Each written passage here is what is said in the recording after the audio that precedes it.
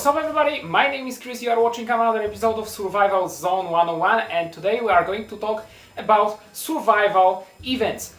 This is part of our psychological training and our part of, that we are talking about psychology in it, but it's very important as well in case of any kind of event that may lead us to try to survive.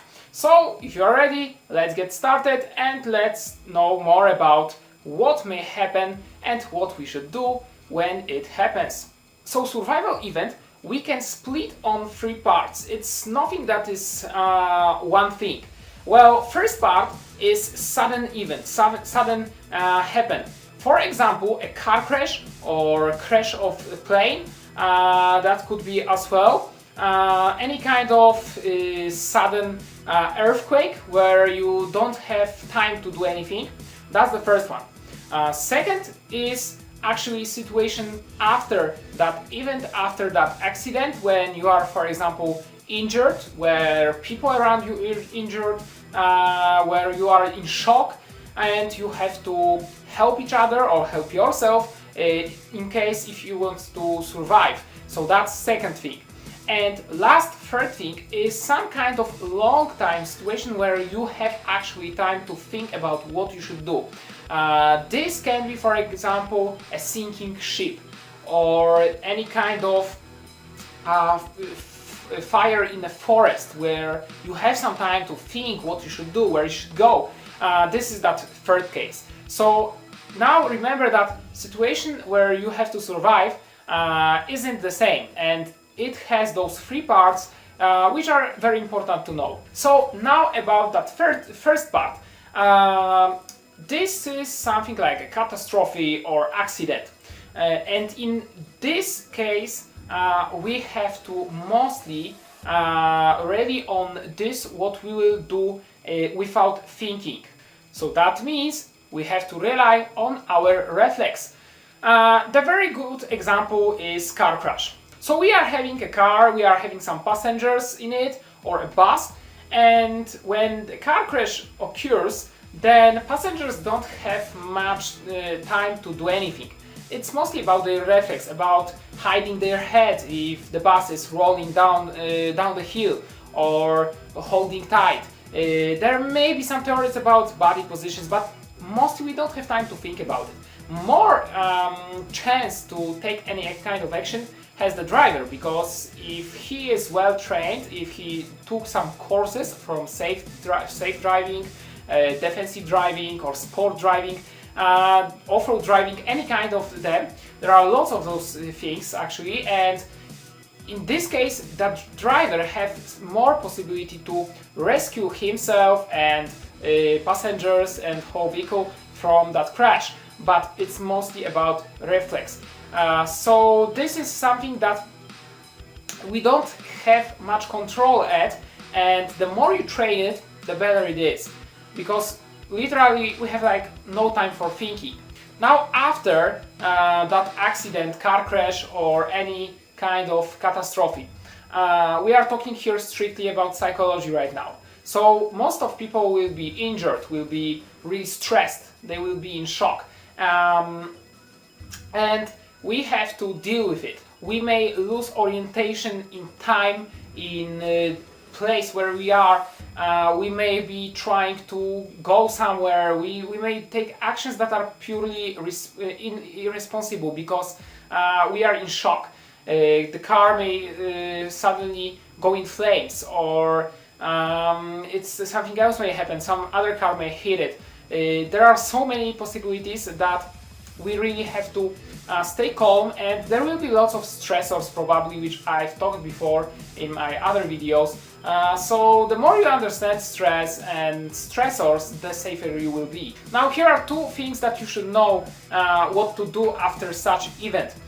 First thing is to go away on a safe distance from the place of catastrophe or car crash or anything like that, but not too far. The point is to just go as far as it's needed to stay safe. Of course, if staying on the place of crash or accident is safe, then it's fine.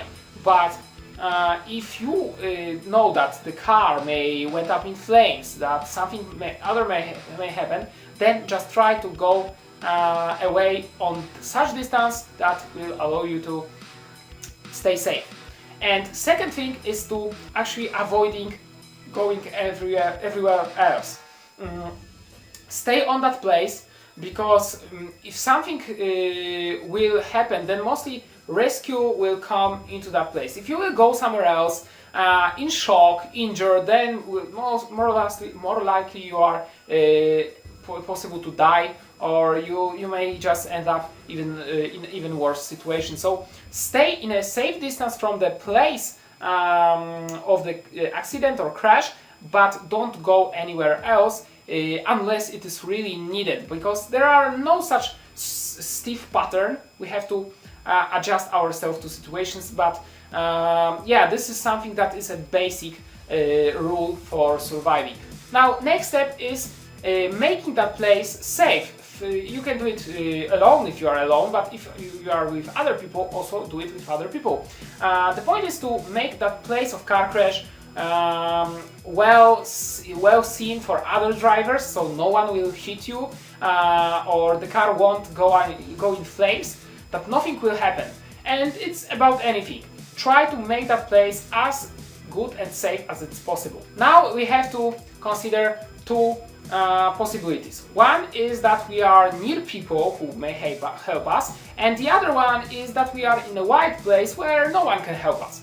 So let's start from that more possible way, where people may actually help us. First thing is to help everyone who are injured.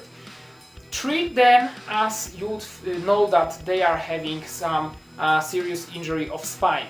Try to hold their head, because you never know what actually happened, and you don't know if they actually have or not a spine injury, but this is very important to do, because that way you may actually protect them from any further damage. Don't move or try to do anything with dead people. If you see that someone is dead, leave that person in place, because there may be lots of reasons why police or medics may want to it be in as close state to that it was right after crash as it's possible. Make sure that everyone are safe, that car or plane or anything else that is safe as well, that it won't, for example, flow away with water from ocean or something else,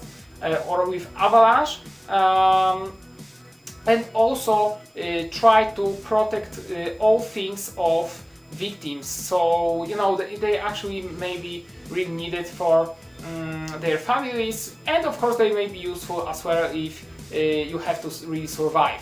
And last thing is, of course, waiting for help. So this is what we should do about a situation where we are near people. Now let's take a look what we should do if the situation put us in a wide place where no one else can help us.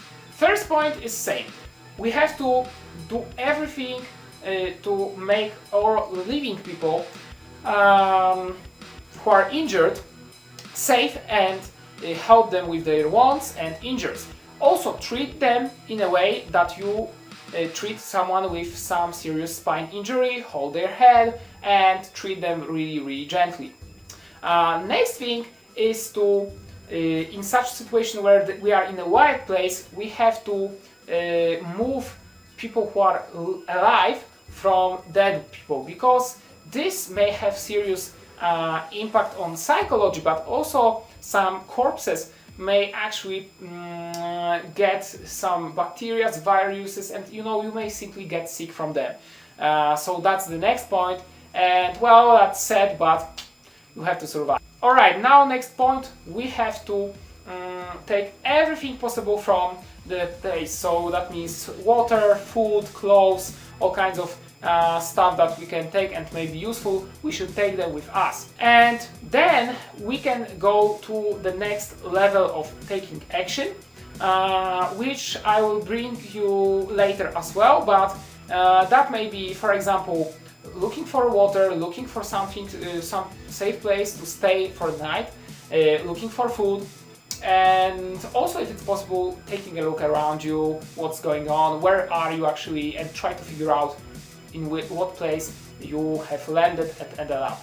How you can actually make this happen and go that easy? Well, it won't be easy. You have to hypothetically, and that's the first thing, you have to hypothetically prepare yourself for such event and prepare yourself for helping other people and yourself. That way it will make you prepared psychologically for such situation, and you will be taking action without thinking, because you will already have imagined that whole situation, and it will simply make you taking action and no thinking, no actually wondering what's going on. You will be simply doing something. Next thing is also taking courses of any kind of things that may help. For example, first aid course, where it's very important to be realistic. So, you know, if there is some water with red food coloring which imitates blood, it's very good. Because, you know, some people, for example, are taking part in some first aid course, and they actually, for example, pass out while they are, you know, splashed with that fake blood. It's important that the more realistic the course is, the better. And now, last thing is also to be prepared for such event and have something like first aid kit. Of course, every car has mostly a first aid kit, but it's also good to have something in your bag or in your backpack. If you are wearing something and it's possible to put any kind of things that may be useful as a first aid kit, it's a very good idea to have it. Also, to the same category, we got that third thing, where it's, for example, sinking ship.